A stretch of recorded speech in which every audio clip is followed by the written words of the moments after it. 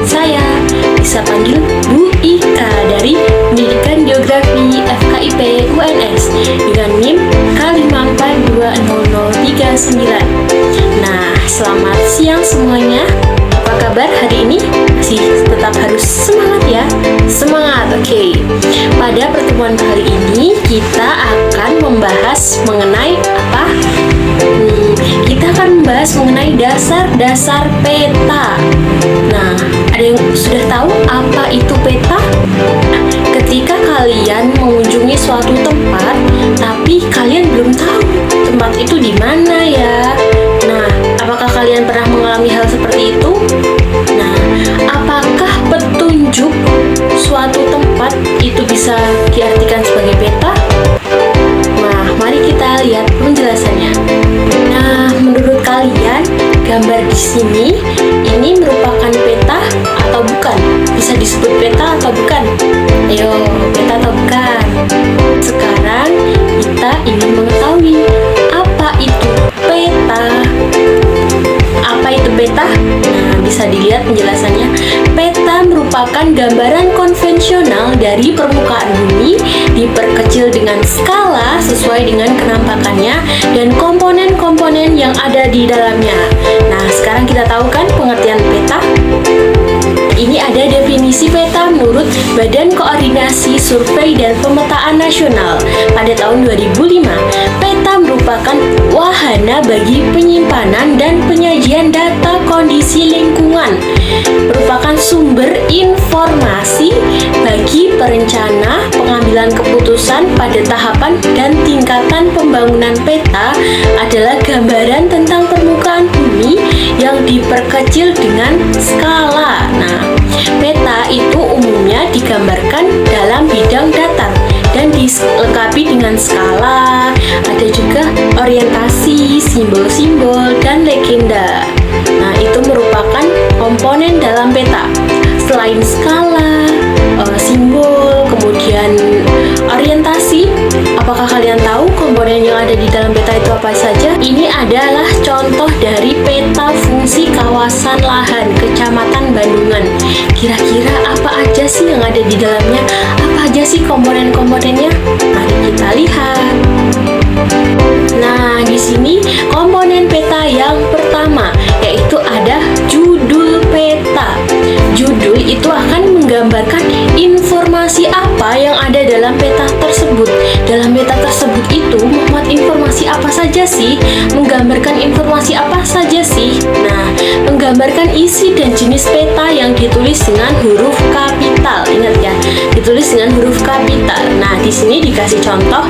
Contohnya peta dasimetri kepadatan penduduk Kecamatan Bandungan Kabupaten Semarang tahun 2022. Kemudian ada lagi peta kemiringan lereng Kecamatan Bandungan Kabupaten Semarang tahun 2022.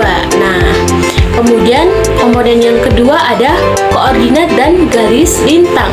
Nah, ini untuk apa?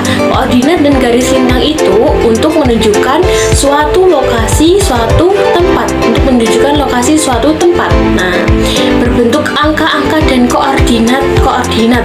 Nah, misalnya kalau koordinat geografi Indonesia itu berada di antara apa?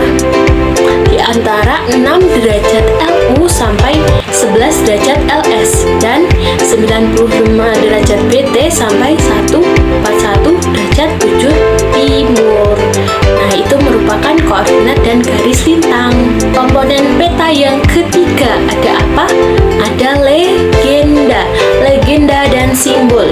Nah, di sini ada batas administrasi, batas desa, batas kecamatan. Ada juga sungai, jalan ladang, kebun sawah. Nah, kita langsung ke pengertiannya. Legenda adalah keterangan dari simbol-simbol yang merupakan kunci untuk memahami peta. Nah, ketika kita ingin mengetahui informasi ini mengenai apa sih, misalnya ini kepadatan penduduk, ini ada warna kepadatan penduduk tinggi, artinya warna ungu yang semakin gelap. Selanjutnya ini ada simbol. Simbol itu apa? Simbol merupakan tanda konvensional yang terdapat dalam peta untuk mewakili suatu objek di lapangan. Nah, ini misalnya ada simbol warna hijau, ini tandanya areanya kebun. Kemudian ada simbol warna simbol garis sungai, itu warna biru. Nah, biasanya yang berhubungan dengan perairan itu warnanya biru. Nah, simbol tadi dibedakan menjadi 3. Ada simbol titik, simbol garis, dan juga simbol area.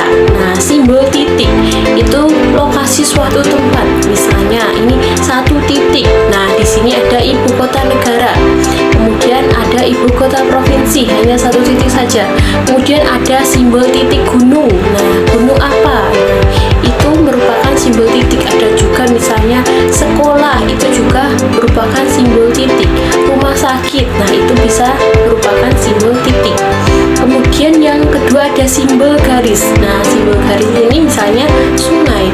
Pasti sungai kan bentuknya memanjang. Nah, pastikan bergaris-garis.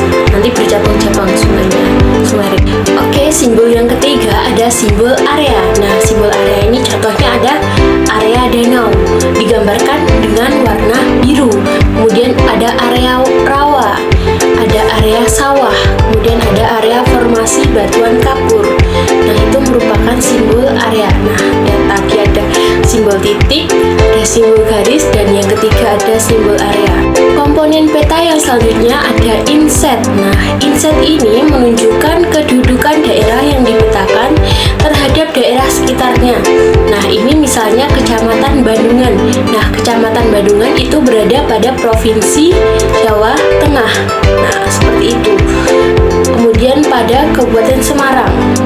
Kemudian yang kelima ada sumber data dan tahun pembuatan peta. Nah, sumber data ini didapatkan dari mana peta tersebut. Kemudian ada perubahan waktu dari ke waktu. Nah, kapan dibuatnya itu terkait dengan tahun pembuatan. Apakah tahun 2010 atau tahun 2022 atau tahun 2023. Nah, pastikan suatu wilayah akan mengalami perubahan. Nah, komponen peta yang keenam ada orientasi. Orientasi ini untuk menunjukkan arah peta yang menggunakan posisi dan arah atau suatu titik wilayah menunjukkan ke arah utara. Nah, simbol peta ini arah mata angin, orientasi atau arah mata angin. Biasanya kita sering bilangnya seperti itu. Kemudian ada garis tepi. Nah, di peta itu juga ada garis tepi. Nah, garis tepi ini untuk merapikan atau membuat tampilan peta menjadi rapi, tidak acak adul. Nah, seperti itu. Garis yang terletak pada bagian tepi-tepi dan ujung-ujung tiap garis bertemu dengan ujung garis lainnya. Kemudian komponen peta yang ke-8 ada namanya skala. Skala itu apa? Skala merupakan perbandingan atau rasio antara jarak 2 titik. Jarak pada peta dengan jarak yang sesungguhnya. Misalnya 1 dibanding 500.000. Seperti itu. Kemudian 1 dibanding 1 juta. Nah, itu 1 cm pada peta mewakili 1 juta cm juga pada sebenarnya. Kemudian yang ke-9 ada lettering dan warna peta. Nah, tulisan yang berwarna yang terdapat pada peta. Nah, di lettering itu tulisannya dibuat seperti apa supaya kita yang membuat peta, yang membaca peta, maksudnya yang membaca peta itu tidak bingung ketika ingin melihat tulisannya. Tulisannya artinya jelas di sini ya. Kemudian ada warna. Nah, warna ini untuk membedakan. Nah, misalnya di sini ada kepadatan penduduk. Ini dari warna yang ungu atau merah itu. Ungu muda sampai ungu tua. Kalau ungu muda itu berarti sangat rendah. Kemudian kalau ungu tua, semakin tua itu berarti semakin tinggi atau sangat tinggi.